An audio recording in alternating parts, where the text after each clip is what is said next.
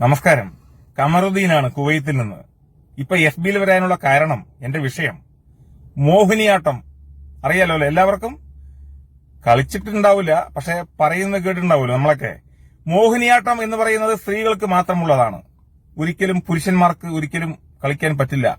പ്രത്യേകിച്ച് കറുത്തവർ ഒരിക്കലും മോഹിനിയാട്ടം കളിക്കാൻ പറ്റില്ല.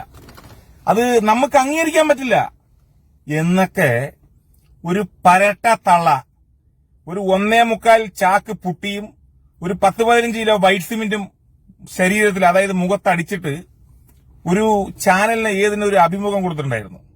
അത് കാണാൻ കഴിഞ്ഞു. അത് ശരിക്കും അധിക്ഷേപം നടത്തിയതാണ്. അതായത് ശരിക്കും പറയുകയാണെങ്കിൽ ഇതിനെ വംശീയ അധിക്ഷേപം എന്ന് വേണം പറയാൻ.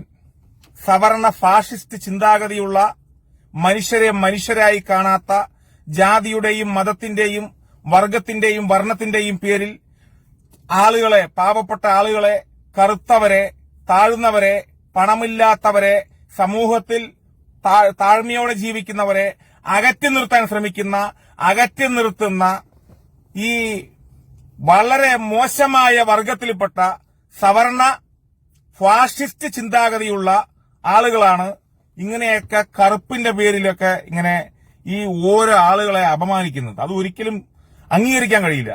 പ്രത്യേകിച്ച് ജനാധിപത്യ റിപ്പബ്ലിക്കാണ് നമ്മുടെ ഇന്ത്യ. അത് പോട്ടെ, ഞാൻ വേറൊന്നും പറയുന്നില്ല. അപ്പൊ ഈ രാജ്യത്ത് എല്ലാത്തിനും, എല്ലാവർക്കും, എല്ലാ മതത്തിനും, എല്ലാ ആളുകൾക്കും ഓരോ സ്വാതന്ത്ര്യമുണ്ട് അല്ലേ? മനുഷ്യരെ മനുഷ്യരായി കണക്കാക്കുന്ന ഒരു രാജ്യത്ത്, ഈ ലോകത്ത് ഇങ്ങനെ കറുപ്പിന്റെ പേരിൽ വളരെ കറുത്തവരാണ് എന്ന് പറഞ്ഞുകൊണ്ട് മോശമാക്കുന്ന ഒരു തള്ള, ആ തള്ളയുടെ പിന്നിൽ കുറെ പത്രക്കാർ പോയിട്ട് ചോദ്യം ചോദിക്കുമ്പോ വീണ്ടും ആവർത്തിക്കുകയാണ്. ഈ പറഞ്ഞ സ്ത്രീ വീണ്ടും ആവർത്തിക്കുകയാണ്. അത് ഞാൻ പറഞ്ഞു, അതിനെന്താ ഒരു അഹംഭാവല്ലേ? ഇങ്ങനെയുള്ളവരെയൊക്കെ ഉണ്ടല്ലോ കേരളീയ സമൂഹം ജാതി മത രാഷ്ട്രീയ ഭേദമന്യേ എല്ലാവരും അകറ്റി നിർത്തണം. ഇങ്ങനെയുള്ളവർ നമ്മുടെ കേരളത്തിലെ അപമാനമാണ്, ജനാധിപത്യ ഇന്ത്യക്ക് അപമാനമാണ്. പിന്നെ എത്രയോ ഇടി മിന്നൽ പാഴായി പോകുന്നുണ്ട്. ഇതിന്റെയൊക്കെ തലയിലാണ് മിന്നൽ വന്ന് പതിക്കേണ്ടത്. എന്താ പറയല്ലേ? ഒരു സമൂഹത്തിനെ, അതായത് മനുഷ്യ സമൂഹത്തിന് കളങ്കം സൃഷ്ടിക്കുന്ന ഒരു വൃത്തികെട്ട ഒരു സ്ത്രീ എന്ന് വേണം പറയാൻ. ഇതിന് കലാമാണ്. എന്താ ഞാൻ പറയാ? കൂടുതലൊന്നും പറയാനില്ല. വളരെ സങ്കടമുണ്ട്. കലാഭവൻ മണിയുടെ അനിയന് ജനാധിപത്യത്തിൽ വിശ്വസിക്കുന്ന, മതേതരത്വത്തിൽ വിശ്വസിക്കുന്ന, മനുഷ്യരെ മനുഷ്യരായി കണക്കാക്കുന്ന ഇന്ത്യയിലെ, കേരളത്തിലെ എല്ലാ ജനാധിപത്യ വിശ്വാസികളും, എല്ലാ മനുഷ്യരുടെയും പൂർണ്ണ സപ്പോർട്ടുണ്ട്.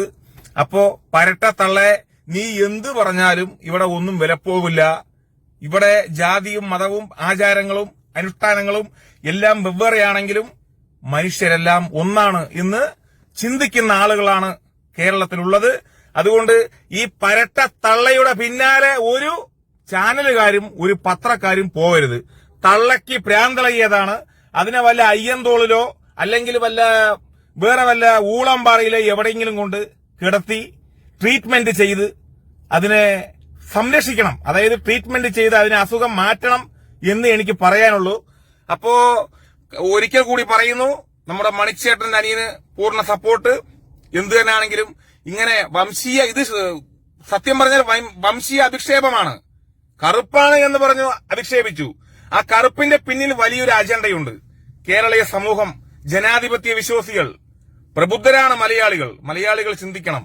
ഈ കറുപ്പിന്റെ പിന്നിൽ തന്നെ വലിയൊരു അജണ്ടയുണ്ട് എന്നാണ് എന്റെ വിശ്വാസം. ഇങ്ങനെയുള്ള അജണ്ടയുള്ളവരുടെ ആസനം താങ്ങാതെ ചാനലുകാരെ, എനിക്ക് പറയാനുള്ളത്, എല്ലാ കേരളത്തിന്റെ പല മേഖലയിലും നിങ്ങൾ പ്രവർത്തിക്കുക.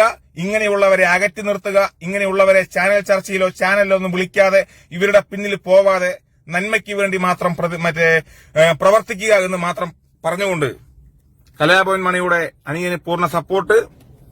തള്ളെ, നീ എന്തു പറഞ്ഞാലും നിന്നെയൊക്കെ പറയാൻ വേറെ ഭാഷയാണ് വായിൽ നിന്ന് വരുന്നത്. പ്രത്യേകിച്ച് റമളാനായതുകൊണ്ട് ഒരു പരിമിതികളുണ്ട്. അതുകൊണ്ട് പറയാണ്, തള്ള എന്തു പറഞ്ഞാലും കേരളത്തിൽ വിലപ്പോകില്ല. വംശീയ അധിക്ഷേപമാണ് നിങ്ങൾ നടത്തിയത്. നിങ്ങളുടെ ഉദ്ദേശങ്ങളൊന്നും കേരളത്തിൽ നടക്കില്ല. സവർണ ഫാഷിസ്റ്റ് ചിന്താഗതിയുള്ളവർ തൊലഞ്ഞു പോകും, അതിന് ഒരു സംശയവും വേണ്ട.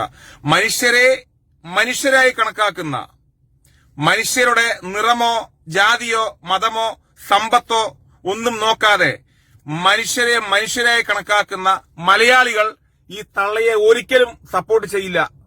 അപ്പോ ശരി, ഇടിമിന്നൽ ഇനിയും വരും, ഇനിയും വരും. എന്തെങ്കിലുമൊക്കെ കാണാം. Okay, by.